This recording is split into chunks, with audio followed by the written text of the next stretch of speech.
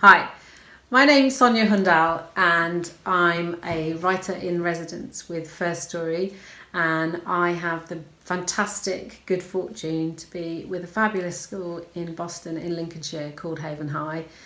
I've been with First Story for 2.5 years, and my background is in theatre and performance and writing short stories and whatever I can get away with, basically.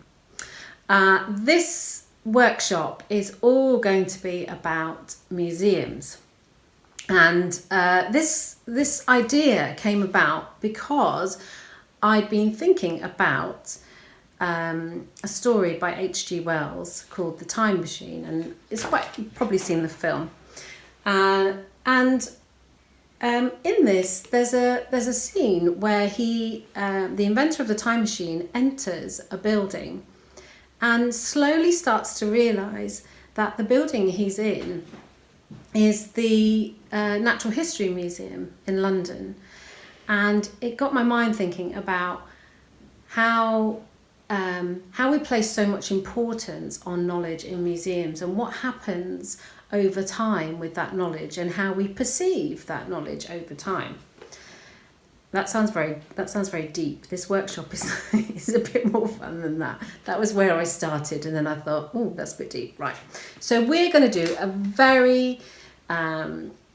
we're going to start with a very simple idea, which is to create a list of things, of objects, of ideas, of concepts that we would like to see in a museum. And to give you some inspiration so that you know that we can go as far as we like, basically. I always thought that museums were very serious places, and I went online and I had a look, and if you have a look at the world's most unusual museums, there are a lot of very unusual museums, and I picked a few today to share with you just for inspiration. But and there are a couple on here that are completely new for me. The first one is in Croatia, and it's called the Museum of Broken Relationships, and it features exhibits like an axe that was used to dismantle an ex's furniture, which it's a museum built around a concept. And in Massachusetts, there's a museum called the Museum of Bad Art. And it features all those paintings that you kind of see in charity shops, and someone's gathered them all together and put them in one place. And that must be quite overwhelming to go into an environment like that. Now, the one I put the same one on the list that I always have because it's my absolute favourite, and it's a ramen museum. And the reason I put this on there is not because I have a great love of noodles, but because it features a walk-through tunnel of instant noodles. And I just love this idea that when someone was coming up with this museum, they thought to themselves, what the world really needs is a tunnel of dry noodles to walk through. They're just going to love it. And apparently they do. And in fact, one of the museum publicity pictures is of the tunnel, the ramen tunnel that you can walk through, like one of those aquarium tunnels that you can walk through, only it's just dried packets of noodles. So don't be afraid to put whatever you want into your museum. Now, what we need to get started is you'll need perhaps some sticky notes, a pen, some paper. And the very first exercise is only going to be 5 minutes, right? It's going to be quick fire, putting down on paper absolutely everything that you love that you would like to see in a museum. Okay, are we ready? I'm going to reset my timer. And I have a horrible tendency of talking over anyone trying to concentrate. So if I do that, you can just mute me until the 5 minutes are up. Or you can skip ahead. If you do this in 2 minutes, you can just skip ahead to the next section. It's really cool, this. And there are time links on the bottom of this video. Okay, right, are we ready? 5 minutes. Everything that you love on a post-it note, on a piece of paper, and go.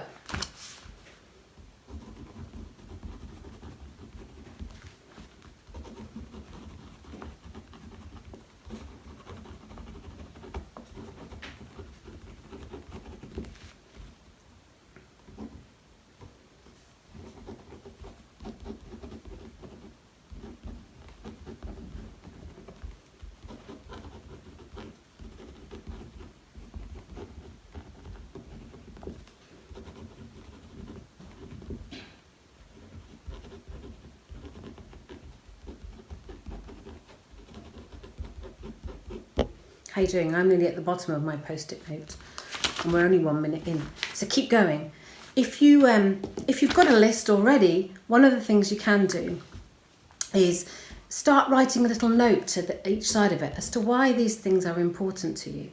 So in the next 4 minutes, you can just start saying, well, you know what, put this object down because I put this object down because I really like, or I'm really interested in. Put that down. Now these objects, these articles, these items, these concepts can be anything. They don't have to be physical objects. They can be an idea. They can be a wish. They could be a thought. So just have another few minutes. I will try and be quiet. And just to put down reasons why these things are important to you.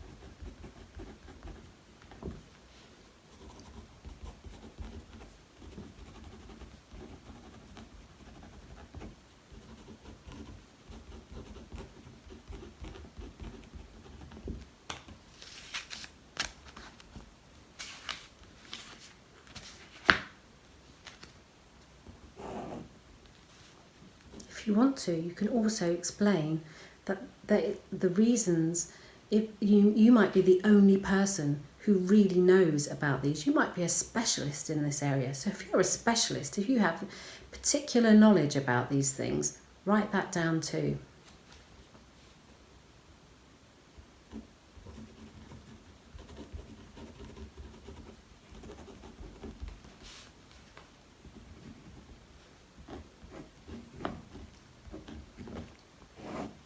Now we've got 2 minutes left of this exercise.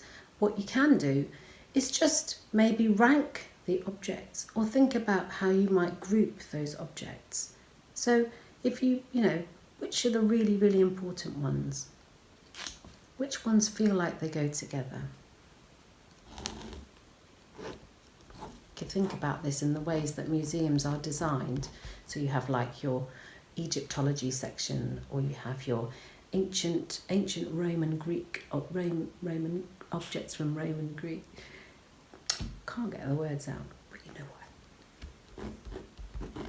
Renaissance art, electronic things. Try and come up with some categories for the objects that you've got on your list.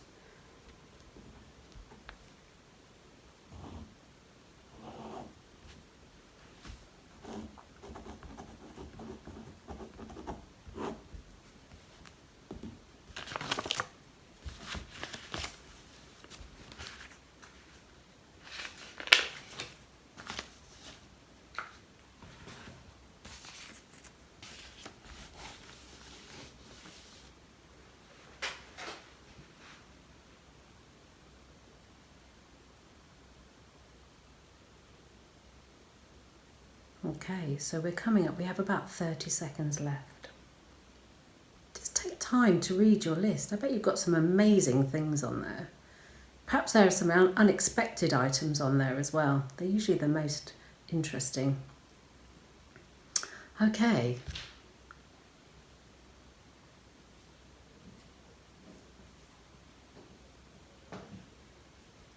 So now we're coming up to, we've finished. Should have a good amount of information in front of us. And what we're going to do next is we're going to look at this incredible amount of information about what's going to go into your museum. And I want you to think about how these objects are going to be displayed. Are they going to be all together? Are they going to be separated out so you have to sort of follow a journey? Is it a very tiny space? Is it a virtual experience? Okay, so I want you to have a think now about the layout, the display, the rooms, the building, the country, the planet. All right, you can go as far as you like. And as you're thinking about these things, I want you to start describing. So you can say, right, I've got these 5 objects and they're going to be like this. And I'm going to carry on talking as you're writing to kind of push to start to build a picture of your museums. Now we're going to have about 10 to 15 minutes of like thinking and writing. And I will keep talking. I just can't help myself. I have to keep talking. Okay, so I'm setting it for 10 minutes. 10 minutes of thinking what your museum will be like and writing out some ideas. Sometimes it helps to draw a diagram. Sometimes it just helps to think about the objects, how they're located and how you might want people to walk around them or to consider them within your theme. 10 minutes start now.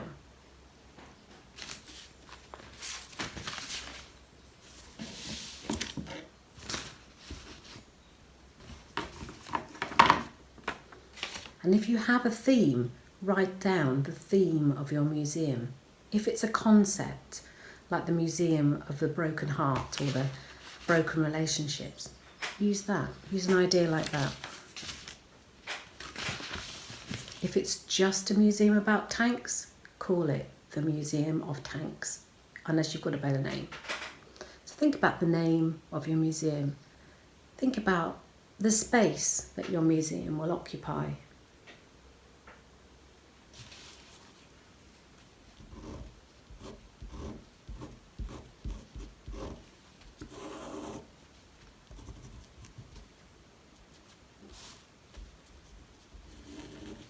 You could think about how much people are going to have to pay to see your museum. Is it going to be free? Are you going to gift it to the world?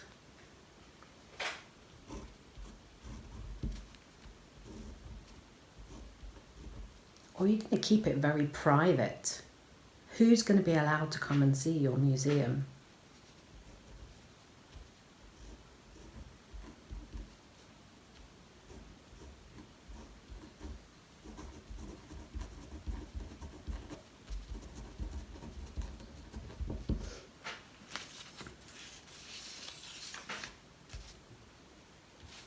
Now you could think about other ways for people to experience the museum. So if you have a concept or an idea or even objects, are those objects really going to be there? Are you going to try and represent them in terms of smell or taste? Are people actually going to be able to just touch the object and not see them at all? So think about things that contribute to things that can be interacted with in terms of our senses, and also maybe think about the sounds around. Is it going to be quiet? Is it going to be very loud? Are you going to have music? Are you going to forbid anyone who speaking in your museum? Okay, maybe there are special rituals that have to be done before anyone can come into your museum. So think about things like this.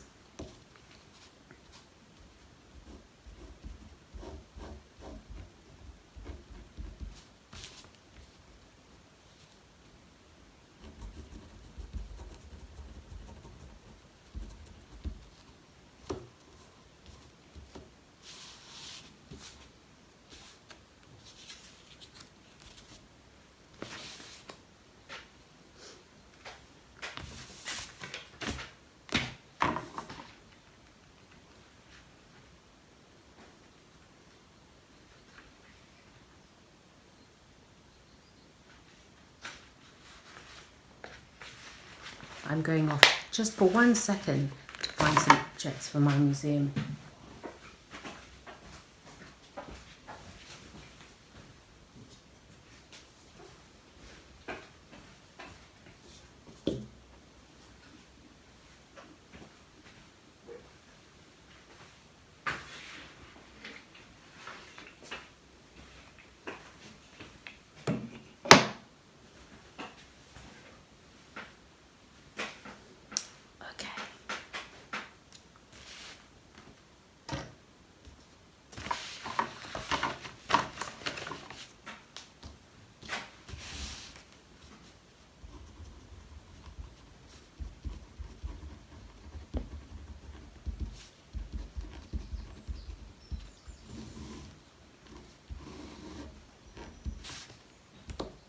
So we have another 5 minutes or so of this task.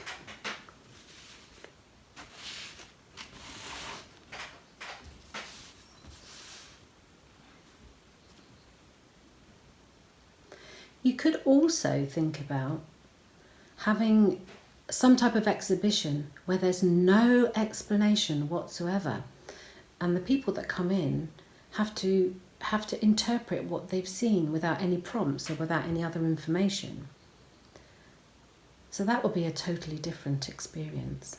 Or it could be in an unusual location. It could be somewhere where people weren't expecting to find it. So you could put your museum, I don't know, in the back of a car park near the recycling bins. And you could talk about why you'd put it there and what sort of experience that you wanted someone to have when they found it. Just try and think. You can think beyond a normal building, a normal way of displaying or sharing information and knowledge.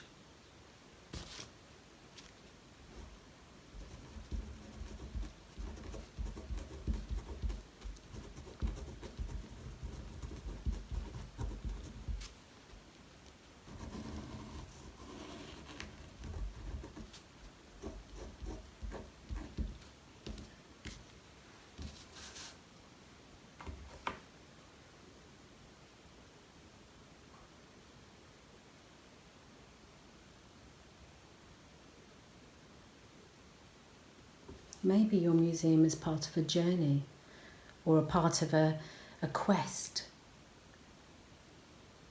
Perhaps it holds an object that many people have always wanted to see or to find, or an idea that people have always been trying to attain.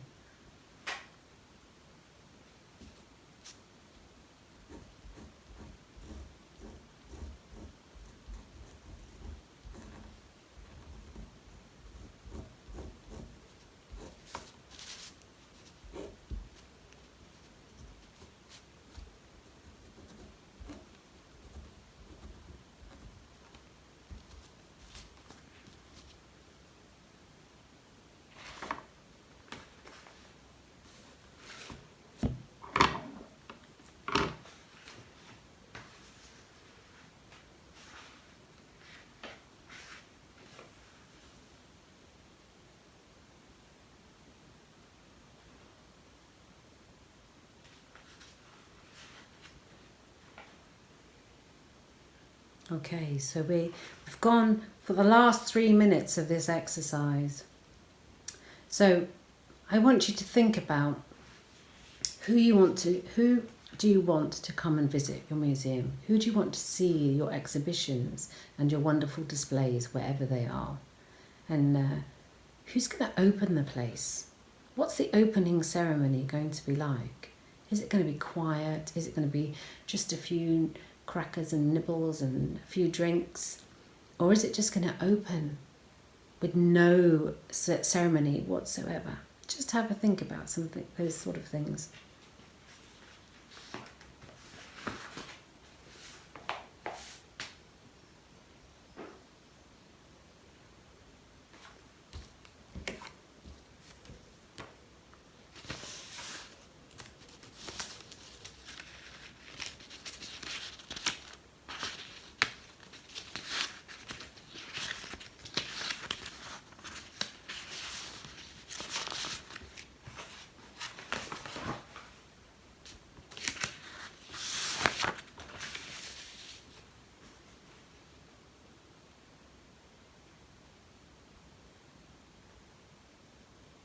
Okay, just as we're finishing off this task, I'm going to share my ideas with you, the things that I've been writing down. Now, sorry if I'm talking over the very last parts of your thinking here. I can't stop thinking about objects of unknown origin. And so I think I would want to have a museum that was called the Museum of Unknown Origins. And it would feature objects that were beautiful and that were handmade, but you would never know who had made the object. And we have these things around with us all the time. They're part of our everyday life. And I've got here one of these sort of things. It's just a bowl, okay? And it's lovely. Somebody gave it to me as a gift. And I'll probably hold on to it for as long as I can, because there's no need for me to get rid of it. And it's nice. But I don't know who made this object. I don't even know where it came from, okay? So that would be one of the objects in my museum. And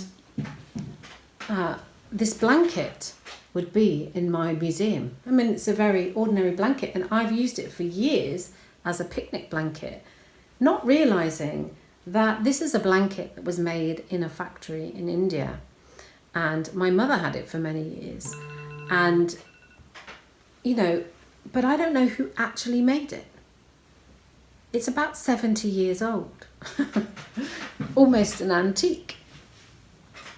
So my museum would feature objects like this, and people would come and have a look at them. But only one or two or maybe three objects, and the museum would have an enormous shop, okay, and the shop would sell copies of these items.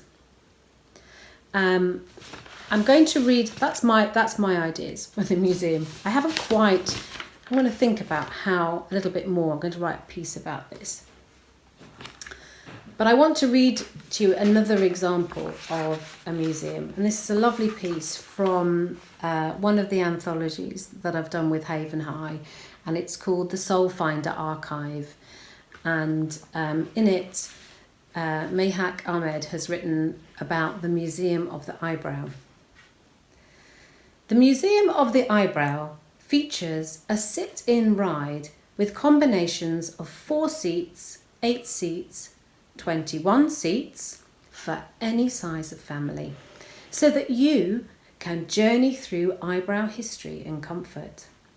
We start with the first eyebrows, shown on wax figures, and end in the cubicles where you can get your eyebrows done. Remember, we have weird and wonderful competitions every day and an interactive display where you can identify what period of history matches your eyebrow style. Our newest exhibit features Eyebrows 500 years into the future, when we believe that people will have magnetic, metallic and holographic eyebrows, and will probably laugh at the ways that people in the past used to do their makeup. Further into the future, robots will probably want to use this museum to find out more about human psychology. Okay, right. So, you now have a fantastic design for your museum. And you have some beautiful, amazing, incredible objects, ideas in your museum, wherever it is. You know, I keep thinking I shouldn't have a building for my museum. It should just operate from the boot of a car. Anyway, the very last piece of writing we're going to do, and this is the bit which is connected to the H.G. Wells story, is I want you to imagine that your museum exists, and we are now going to go forward in time, probably more than 100 years, maybe 200 years, 211 years maybe, okay, maybe even further, 300 years. And something's happened to your museum. Something's happened to the ideas, the place, the concepts. They've taken on another meaning. Now, it could be that someone's discovered the place and thinks it's something else. Or it's sort of like it's sort of fallen apart and is being used for something else. So I want you to write a piece now. We're going to spend, this is a bit longer, okay? You've done an amazing amount of writing so far. You've got to generate some fantastic ideas. I want you to ask yourself some questions. Will your museum still exist, okay? Has it become something else? And What if no one knows what this place is or anything in it is anymore? So you're going to describe walking into your museum, discovering it again, and trying to make sense of what you see before you. And this, more importantly, I want you to talk about how it makes you feel to see these objects, these ideas, these things so alien to you. They might be familiar, I don't know. If you've just done the Museum of Spoons, maybe 200 years' time, spoons will still be relevant. But someone might wonder why they were all placed together. So I'm going to set my timer for 20 minutes. That's a heck of a time to write. And I'm going to actually try now not to talk and just to write with you for the next 20 minutes. Okay, you can mute me because I said I'm not going to talk and then I keep doing it. Okay, so and that's because I actually find it very hard to sit down for long periods of time. I just want to get up and start waving my arms around like a windmill. So here we go. Right, I've set the timer for 20 minutes. Okay, your museum in the future. What the heck is going on?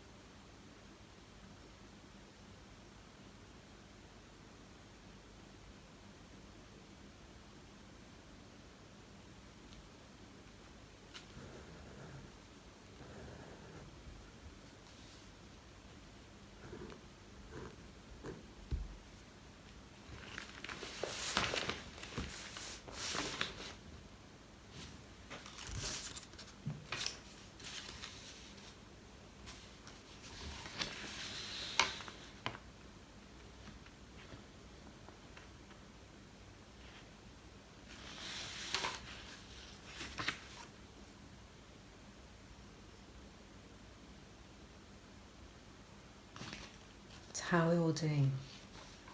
About halfway through. And a really good thing to do at this point is just to take a few minutes to read back through what you've written and take out some of your best passages and work out how you'd want to tell, if you want to tell the story that way round, whether you want to tell it slightly differently. Okay? So keep going. I'm gonna be quiet now for the next 10 minutes. Think about ways that you could tell this story.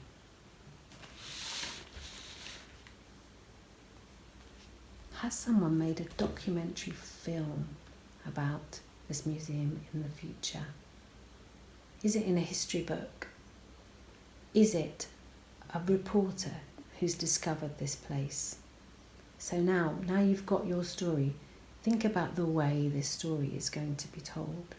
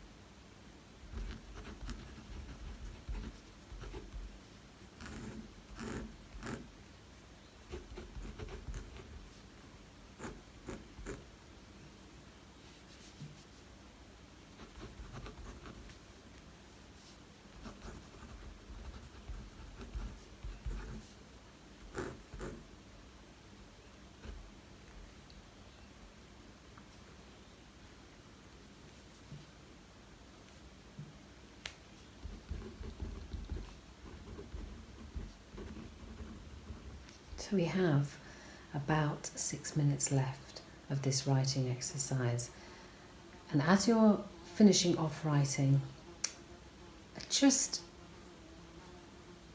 try and think of like a title for this place. Are you going to call it the title from your museum?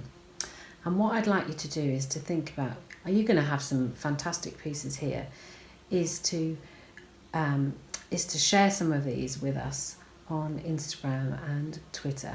And there are links with this video. And all of these things I will do. I would love to see what you've written.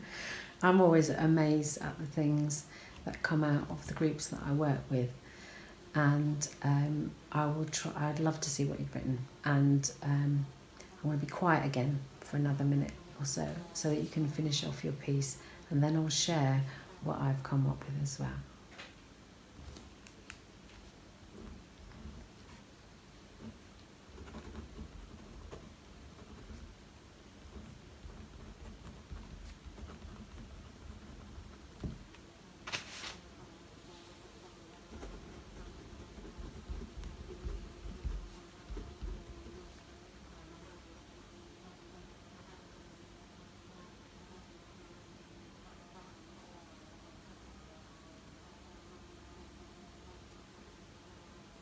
There's a very noisy fly.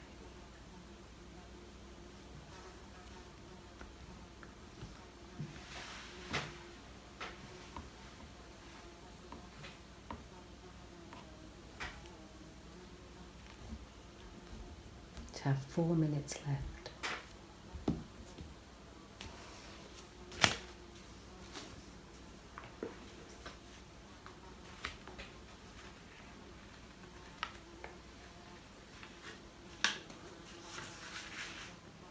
And I'm going to read another piece from the Soul Finders archive from the Haven High group.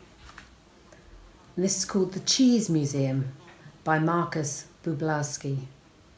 And I've got some incidental sound effects from a fly. The Cheese Museum was originally built like a big bowl with a plate on top, and it displayed some of the oldest and weirdest cheeses in the world. They were on stone plates in glass boxes. It was conveniently located in the countryside to avoid complaints about bad smells, and surprisingly was not viewable on Google Maps. The entrance fee had to be paid in cheese. Despite the initial success, the museum fell into disrepair. Here is an account from a former employee returning to the abandoned site. It was 37 years ago when I gave up my position. I am 87 now. Inside the building, all I could taste was dust, and I was choking. I could see vines to my left, to my right, and in front, as if the mould from the cheese had become part of the cracking walls. On the ground were patches of fur, lots of patches of fur, scattered across what once had been a beautiful quartz floor. I could hear loud squeals, and I thought about the news reports of wild raccoon attacks, but then silence took over, and a storm of dust appeared.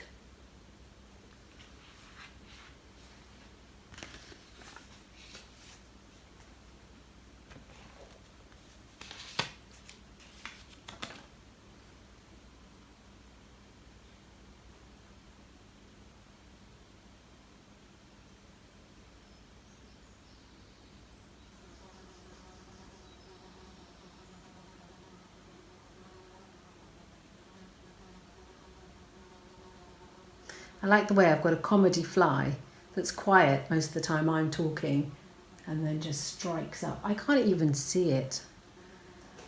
Okay. So we have about 1 minute left of this exercise.